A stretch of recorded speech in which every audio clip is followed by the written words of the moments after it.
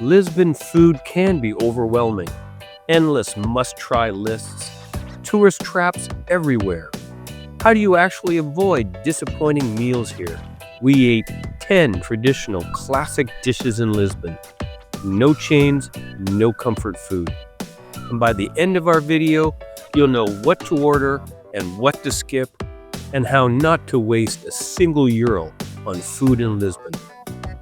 And yes, we completely disagree on at least one famous Lisbon dish.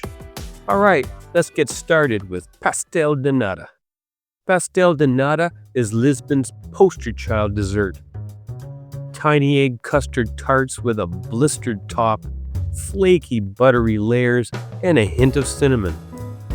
The original recipe comes from monks in Bulhão in the 1800s, and today, people literally line up around the block for one warm tart straight from the oven.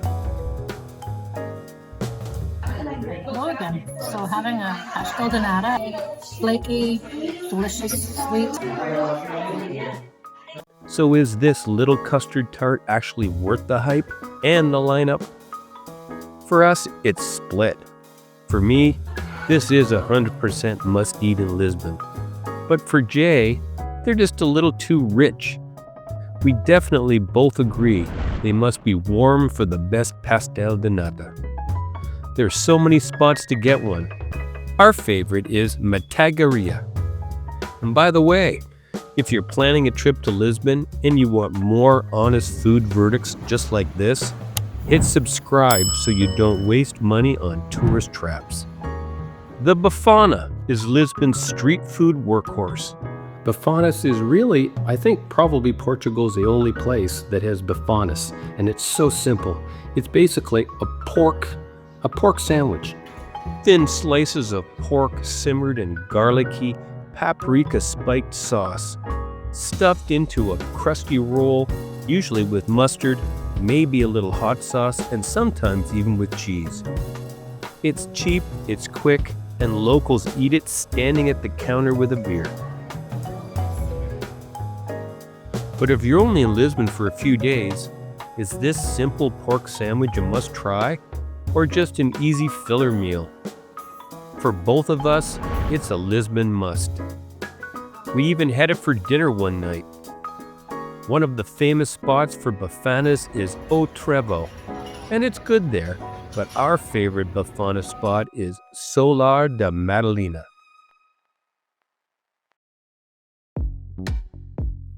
Bacalhau ao Brás is pure Portuguese comfort food. Salty shredded cod, soft onions, crispy matchstick potatoes, all tossed together with silky scrambled eggs and finished with olives. It's almost like those little fibers of cod in there.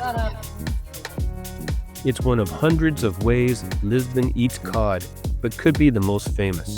If you only have a few nights in Lisbon, is this the cod dish you should order or skip?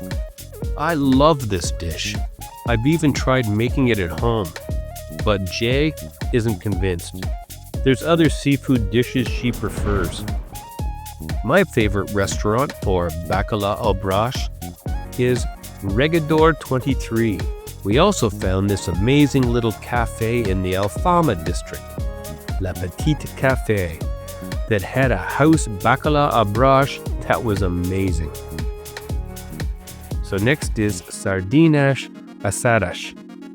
Charcoal grilled sardines are Lisbon on a plate.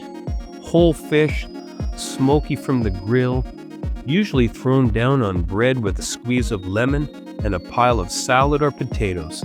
In summer, the whole city basically smells like sardines.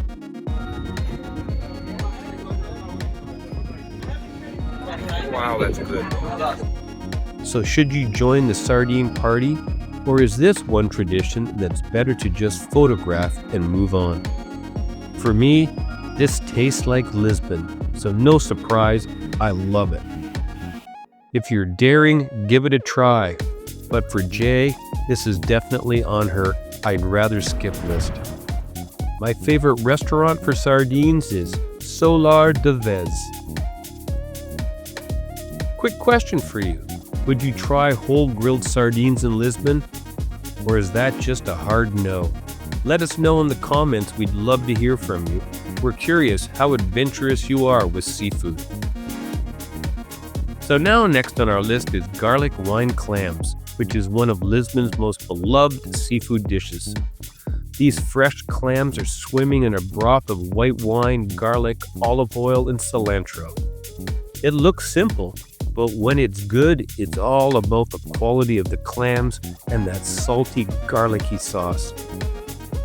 So should you splurge on a big pan of clams, or save your seafood budget for something else?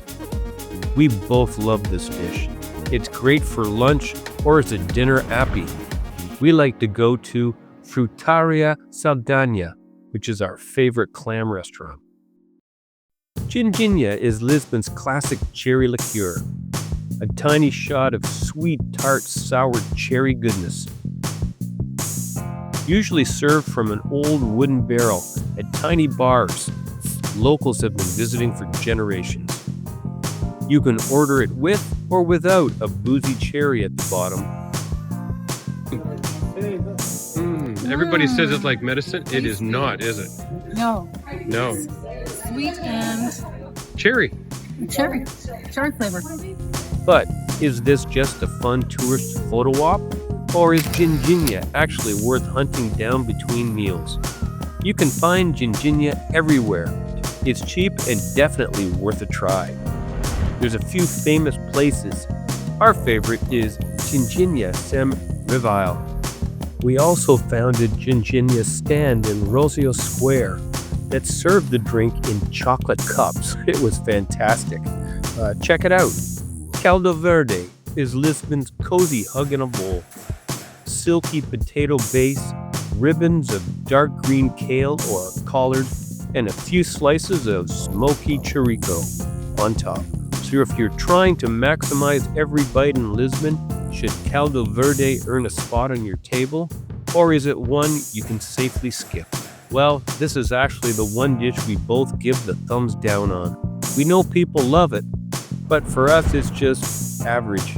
If you've only got a few meals in Lisbon, this is the one we both skip.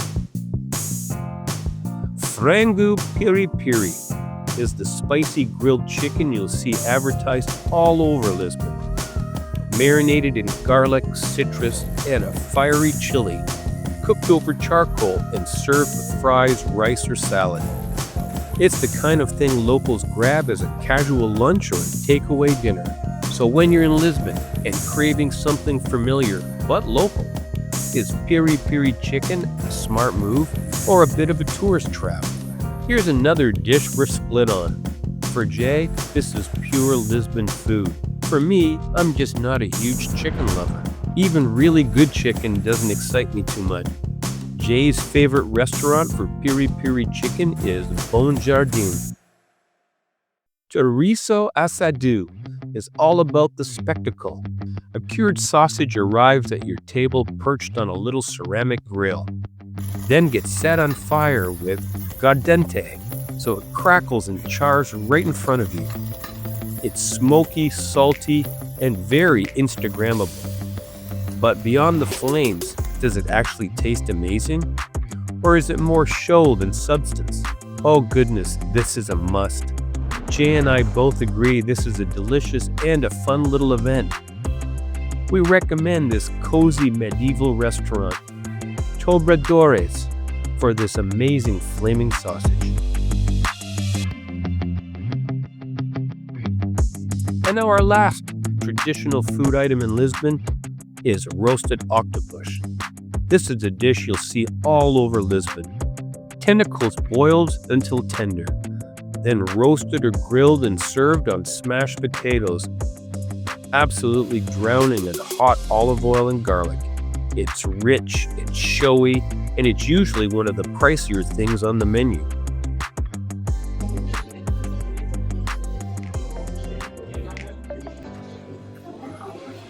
That is delicious. Is this stunning plate of octopus actually worth your euros? Oh yes, it is.